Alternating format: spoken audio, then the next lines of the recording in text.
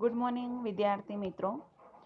આજે આપણે એકમ નંબર 2 ની અંદર અગાઉ લેસનમાં આપણે શબ્દ ઘડતર વિશે થોડી ચર્ચાઓ કરી ગયા છીએ.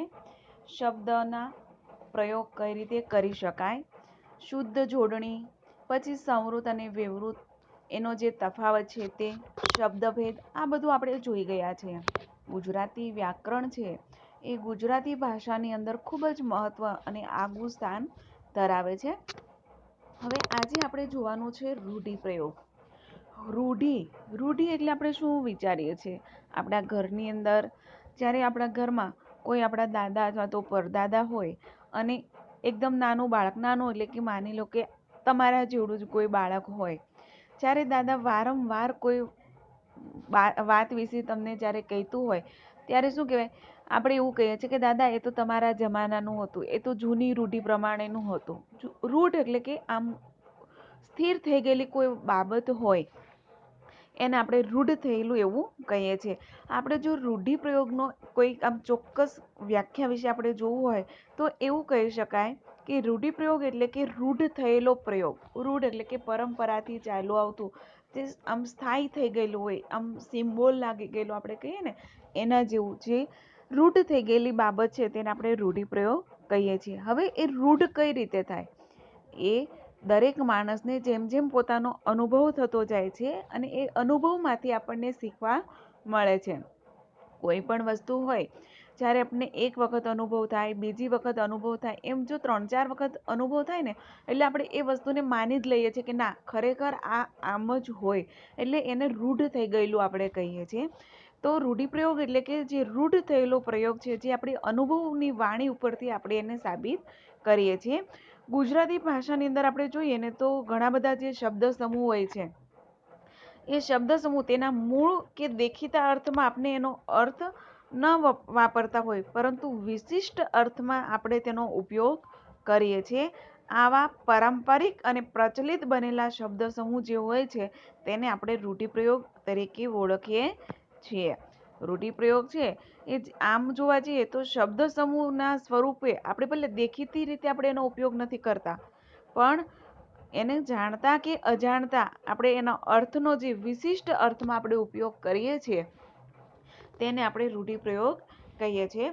રૂઢિપ્રયોગ છે તે આપણને ઘણા બધા અર્થ, કઈ જગ્યાએ અને કેવા સેન્ટેન્સમાં આપણે એનો ઉપયોગ કરીએ છીએ એના પ્રમાણે તેનો અર્થ આપણને જોવા મળે છે. અહીંયા આપણે હવે કેટલાક રૂઢિપ્રયોગો વિશે થોડીક ચર્ચા કરીએ કે કોઈ પણ વાત જ્યારે આપણે રજૂ કરવાનો આશય, વાતને અસરકારક અને ચોટદાર બનાવવાનું હોય એમ જ્યારે આપણને લાગે ત્યારે આપણે રૂઢિપ્રયોગનો ઉપયોગ કરીએ છીએ. કોઈ પણ વ્યક્તિની સાથે જ્યારે આપણે કંઈક વાત કરીએ છીએ અને એ વાતને કંઈક અસરકારક બનાવવી છે, કંઈક એને આપણા તરફ આકર્ષિત કરવી છે, ત્યારે આપણે રૂઢિપ્રયોગનો ઉપયોગ કરીએ છીએ.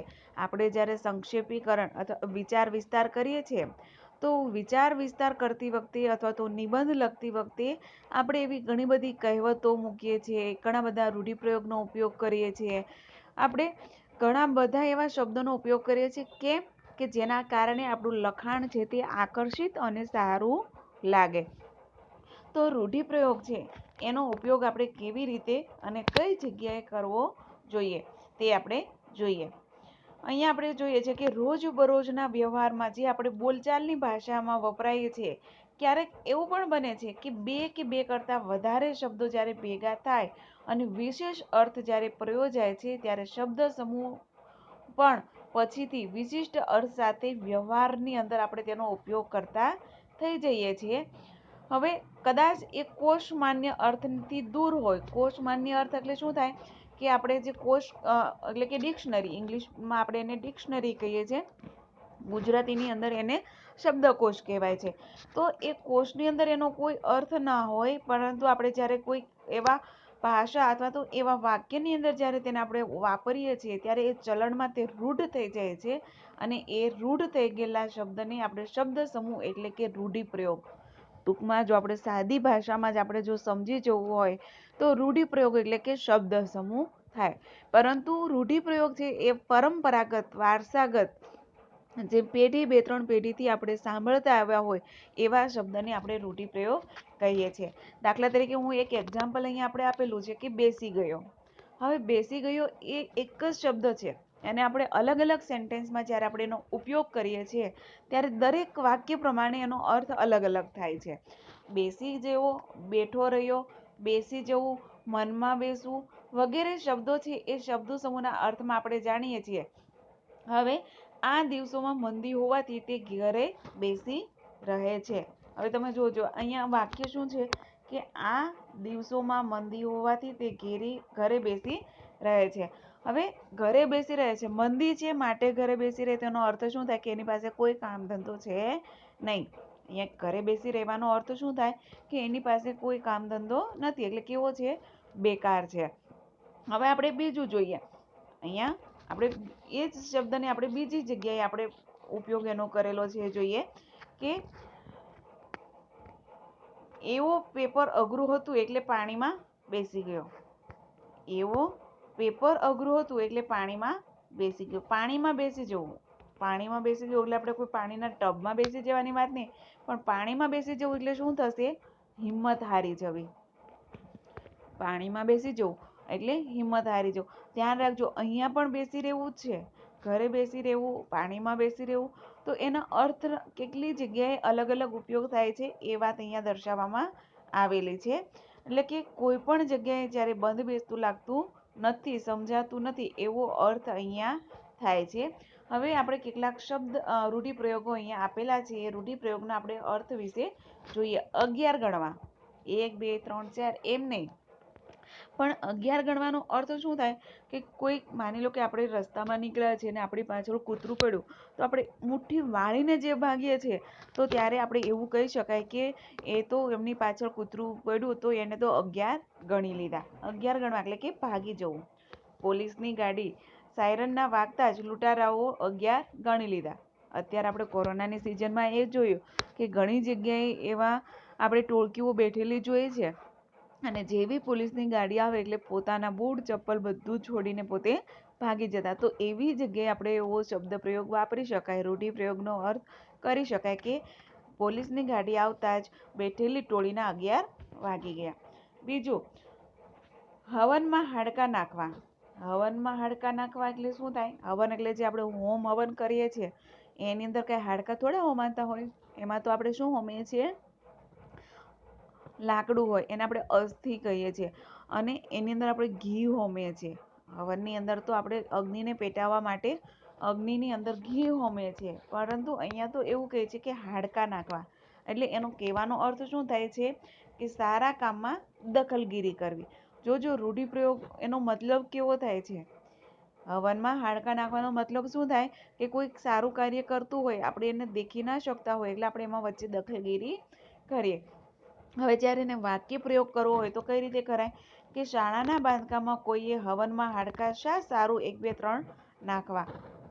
કોઈક સારું કાર્ય થતું હોય, શાળાની અંદર કંઈક બાંધકામ થતું હોય, અથવા તો XYZ કોઈ પણ સારું કામ થતું હોય, તો આપણે એમાં વચ્ચે કોઈ દખલગીરી કરવી જોઈએ નહીં. ચોખા મૂકવા. ચોખા મૂકવા એટલે કે નિમંત્રણ આપવું. લક્ષ્મીચંદન એમની દીકરીના લગ્ન નિમિત્તે સાહેબને ત્યાં ચોખા મૂકવા આવેલા, એટલે કે આમંત્રણ આપવા આવેલા. તો અહીં આપણે જોઈ શકીએ છીએ કે રૂઢિપ્રયોગ જે છે એનો અર્થ કેવી રીતે થાય અને વાક્યની અંદર આપણે એને પ્રયોગ કઈ રીતે કરી શકીએ છીએ. બીજા પણ અહીંયા કેટલાક રૂઢિપ્રયોગો આપણને આપેલા છે. પેટનું પાણી ન હલવું. પેટનું પાણી પણ ન હલવું એટલે કે કશી જ અસર ન થવી. તમે એને કોઈ પણ વ્યક્તિ હોય એને આપણે ગમે તેટલું કંઈ કે કરીએ તો પણ એને જે કરવું હોય એ જ કરે, એનું પેટનું પાણી પણ હલે નહીં. એટલે અહીંયા એનો મતલબ એવો છે કે પેટનું પાણી ન હલવું એટલે કે એને કોઈ જ અસર થવી નહીં. દાખલા તરીકે વાવાઝોડું આવી રહ્યું છે એવા સમાચાર જાણ્યા પછી પણ કરશનદાસના પેટનું પાણી પણ હલતું નથી, એટલે કે એને કોઈ ચિંતા છે નહીં. મોં ભરવું એટલે લાંચ આપવી. આપણે જોઈએ છીએ કે કોઈ પણ સરકારી દફતરમાં આપણે જઈએ છીએ, આપણું કંઈ પણ કામ કરાવવું હોય, જો તમે એ ઉપરી અધિકારીનું મોં ના ભરો, મોં ભરવું એટલે કે એના મોઢામાં કંઈ વાનગીઓ નથી આપવાની, પણ જો તમે ટેબલ નીચેથી પૈસા લાંચ ન આપો તો તમારું કામ ટાઈમસર થઈ શકતું નથી, એટલે કે તમારું કામ કરવા માટે વિલંબ લાગે છે અથવા તો તમારે ધક્કા ખાવા પડે છે. એટલે મોં ભરવાનો અર્થ શું થાય છે કે લાંચ આપવી.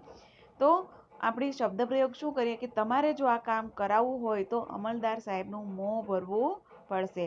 હાથ મારવો, હાથ મારવો એટલે કે ચોરી કરવી. અહીંયા હાથ મારવો એટલે શું થાય? લગ્ન ચોરી કરવી, કે લગ્નનો સમયગાળો હોય તો જાણે કે કોઈ આવ્યું હોય અને બધા જ લગ્ન પ્રસંગમાં જતા રહ્યા હોય, ઘરે ખબર છે કે કોઈ છે નહીં, તો ચોર હોય એ બધા જ આટો ફેરો કરીને જતા રહે, તો એને શું કહેવાય? હાથ મારવો. તો અહીંયા આપણે આ દરેક રૂઢિપ્રયોગના અર્થને આપણે જોયા છે. હવે જે કાંઈ અહીંયા નીચે આપેલા રૂઢિપ્રયોગ છે એમાંથી આપણે ગોતી અને એ રૂઢિપ્રયોગના અર્થનો આપણે કઈ રીતે ઉપયોગ કરી શકાય અને એમના અર્થને કઈ રીતે આપણે વાક્યની અંદર પ્રયોગ કરી શકાય એ આપણે જોવાનું છે. તો વિદ્યાર્થી મિત્રો, રૂઢિપ્રયોગ છે એ તો પરંપરાથી ચાલી આવતી જે રૂઢ થયેલી જે બાબતો છે એ જ બાબતો છે, પરંતુ આપણને કંઈક વિશિષ્ટ અર્થની અંદર જ્યારે આપણે એનો ઉપયોગ કરીએ છીએ તો એને આપણે રૂઢિપ્રયોગ કહીએ છીએ. તો આ રૂઢિપ્રયોગને આપણે કેવી જગ્યાએ ઉપયોગ કરવાનો છે એ આપણે જોયો છે. તો વિદ્યાર્થી મિત્રો, રૂઢિપ્રયોગ તો આપણે 8, 9, 10, 11, 12 ની અંદર આપણે જોતા આવ્યા છે. તો આ રૂઢિપ્રયોગનો ચેપ્ટર છે એ અહીંયા પૂર્ણ કરીએ છીએ અને સામાસિક શબ્દો છે એ હવે પછી જ્યારે આપણે મળીશું ત્યારે જોઈશું. Bye bye.